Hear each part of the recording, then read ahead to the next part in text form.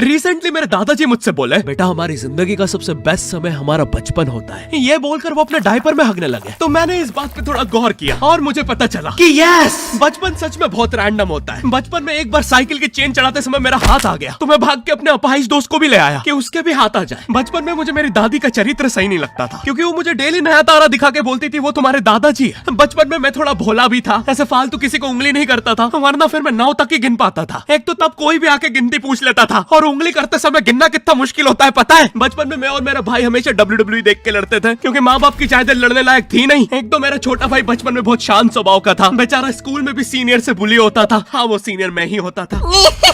एक बार मुझसे बोलता, भैया डॉक्टर बनना मेरा सपना है। तो मैंने उसे नीट की बुक्स ला दी, तो अब वो उसका पूरा सपना बन गया। अब वो डॉक्टर गेम में भी बीमारी बनता है, और बवासीर पीछे होती है। चिंटू बुक्स नहीं पढ़ रहा है तू? एक बार बेचारा बिस्तर पे गिर के रोने लग गया, तो सब बोलने लग गए, कुछ नहीं हुआ, चींटी मर गई, चींटी मर गई। मैं यहाँ सोच रहा हूँ फिर अभी तक हम चींटियों वाले बिस्तर पे क्यों सो रहे थे? हाँ, घर में सबकी पीठ पे ददोड़े हो रखे हैं। हाँ, ये नहीं गिरता तो हमें तो पता ही नहीं चलता बिस्तर पे चींटियां हैं। हम तो सोए जा रहे हैं चींटियों वाले बिस्तर पे। और स्कूल में जब भी ये छोटे भाई पैंट में हक देते हैं, तो बड़े भाई को क्यों बुलाया जाता है? पता है कितनी घनघोर बेइज्जती होती है पूरी क्लास के सामने, और बुलाते भी इतने सस्पेंस है, वो देख के बड़े भाई का हगना निकल जाता है। ऐसे 2 छोटे बच्चे स्लो मोशन में भाग के आ रहे हैं। हाँ, वो उनकी नॉर्मल स्पीड है।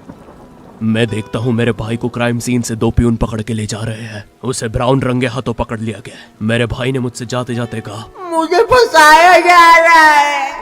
मुझे पता था इस लेंडे के पीछे की कहानी इतनी सिंपल नहीं हो सकती। कड़ी तहकीकात के बाद मुझे पता चला इस लेंडे के पीछे बड़े बड़े पॉलिटिशियंस, गैंग लीडर्स और माफिया इन्वॉल्व है। मेरा भाई सही कह रहा था, ये उसका लेंडा नहीं है। हैंड्स अप पीटी टीचर, तो वो लेंडा तुम्हारा था।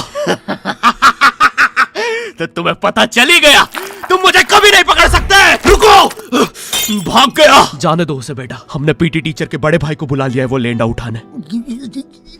लेंडा आपकी नजदीकी सिनेमा घरों में पड़ा होगा, तो देख के पैर रखना। ये चैनल पे जितने भी अजीब और गरीब चीजें तुम देखते हो, ये मैं और मेरे भाई की लाइफ में हमेशा होती रहती है, और इसलिए हमने ये चैनल नॉट योर टाइप बनाया था। मेरे भाई ने कहा तू बोल और मैं एनिमेशन करता हूँ, और लो बन गया नॉट योर टाइप आपके अरे अभी भी लेंडा लगा हुआ है। बचपन में बोले जाता था कि तुम जितने दांत तकिए के नीचे रखोगे तुम्हें उतने ही रुपये मिलेंगे। तो मैंने दादी की 32 रख दी, तो मुझे 32 रुपए मिले। वो 32 7,000 की थी। जो पिटा हूं ना मैं घर पे, साली स्कैमर दांतों वाली परी, चांदी का दांत ले जाके 1 रुपया देती है। दांतों से याद है, बचपन में सब सूखा बॉर्नविटा खाते हैं क्योंकि दांत दूध के होते हैं। ठीक है, ये वाला जोक हटा दूंगा। बचपन में मुझे चुड़ैलों से बहुत डर लगता था। एक बार मुझे चुड़ैल के पैर के निशान दिखे, तो मैं उल्टा भागा, पर फिर मैं चुड़ैल के ही घर में आ गया। हाँ, मैं पट्टी में भूल गया था उसके पैर उल्टे होते हैं, तो फिर मैंने सोचा इसका पीछे से सर फोड़ देता हूँ। सर फोड़ने गया तो वो उसका मुंह निकला। फिर से भूल गया कि साली चुड़ैलों के बाल भी मुंह पे होते हैं। आदमी को पता चले तो चले कैसे। जब मैं छोटा था, नींद में बिस्तर भी बहुत गीला करता था। मेरी मम्मी हमेशा गुस्सा करती थी कि सोने से पहले सुसु किया कर। अब उन्हें कैसे बताऊं, फिर गीले बिस्तर में मुझे नींद नहीं आती। बचपन में मुझे गुस्सा भी बहुत आता था, तो मेरी मम्मी ने मुझे एक रेड स्टोन की अंगूठी पहना दी, और सरप्राइजिंगली उससे मेरा गुस्सा इतनी जल्दी उतरने लग गया, क्योंकि अब मैं जब अंगूठी पहन के लोगों को पीटता था तो गुस्सा इतनी जल्दी शांत होता था। वैसे ये अंगूठी मुझे एक बाबा जी के आश्रम से मिली थी। जब मैं वो आश्रम में गया था, वहाँ एक बहुत ही हॉट सी बंदी मुझे देख के बार बार स्माइल करे जा रही थी, तो मैंने भी मौके पे चौका मारा और जल्दी से अपना नंबर पेपर पे लिख के उसकी तरफ फेंक दिया। वो बंदी ने भी बड़े प्यार से मेरा नंबर उठाया और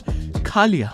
अरे भाई, उसको भूत लगे, वो तब से सबको स्माइल दे रही है। हम भी सुबह से नंबर फेंक रहे हैं, अभी तक 2 किलो पेपर खा गई है। बचपन में मेरी मम्मी हमेशा बोलती रहती थी कि बाहर जाके खेलो। अब बाहर मेरे मोहल्ले के बच्चे भाई वो ऐसे अजीब अजीब से गेम्स खेलते थे। कहीं ड्रैगन फ्लाई में रस्सी बांध के उसको पेट बना लिया है, कहीं नंगे भाग रहे टायर के पीछे लकड़ी मारते मारते। मेरी मम्मी को उन पे दया आ रही है कि बेचारे गरीब बच्चे किसी भी चीज से खेल लेते हैं, फिर हमारी कार पलट जाती है। हाँ, वो टायर हमारी कार का था। और मुझे एक बात बताओ, चक्के से खेलने पे वो गरीब कैसे कंसिडर हो रहे हैं? क्या पता उनने कार खरीद के चक्का निकाला हो, क्या पता लैम्बोर्गिनी के चक्के से खेल रहे हो। नहीं, तुम्हें कैसे पता चल रहा है वो गरीब है या अमीर? और एक चक्के से इतनी सारी एक्टिविटी करेंगे ये लोग। कभी चक्के में रस्सी बांध के झूला बना दिया, कभी झूले से फिका के खुद को लूला बना दिया, कभी लूले पे झूला बांधकर हुला हू बना दिया। ये इतने हरामी बच्चे थे, इनके साथ कोई भी घर नहीं खेलता था, क्योंकि घर ये जुए में लगा के हार जाते हैं। ये वो बच्चे जिन्हें तुम रिमोट कंट्रोल कार भी दोगे तो उसकी मोटर निकाल के पंखा बनाएंगे। एक बार इन्होंने रिमोट कंट्रोल रिमोट बनाया था। तुम अगर इस रिमोट पे बटन दबाओगे तो इस रिमोट पे बटन दबेगी, बस। ये लोग मकर संक्रांति के दिन पतंग भी लूटते थे दुकानों से। पतंग से याद है, मैं बचपन में अपने दोस्त जनक के साथ बहुत पतंग उड़ाता था। जनक गुजराती था, और गुजराती लोग तो बहुत बड़े पतंगबाज होते हैं। वो लोग गला काटने के बाद भी काहे पोचे चिल्लाते हैं। जनक मेरे घर पे इतना बड़ा गिर्रा लेके आता था पतंग उड़ाने। उस पर पता नहीं कितने 1000 किलोमीटर का मांझा लपटा होता था। हम दोनों का सपना था उस गिर्रे की पूरी ढील देना। एक बार तो गिर्रा खाली होने ही वाला था, पर वो पतंग तो घूम के हमारे पीछे से आ गई। हमने हमारी ही पतंग काट दी। तो इस बार हमने सोचा पतंग पूरी परपेंडिकुलर उड़ाएंगे, स्ट्रेट। हमने 2 घंटे ढील दी, वो मांझे में वेव सिग्नल आने लग गए प्राचीन भाषा में। हमें लगा हमने एलियंस ढूंढ लिया, बट फिर धीरे से वो सिग्नल क्लियर हुआ। हमें पता चला हमने कोई नासा का 100 मिलियन का टेलीस्कोप काट दिया। पतंग नीचे ले, टेलीस्कोप काट दिया।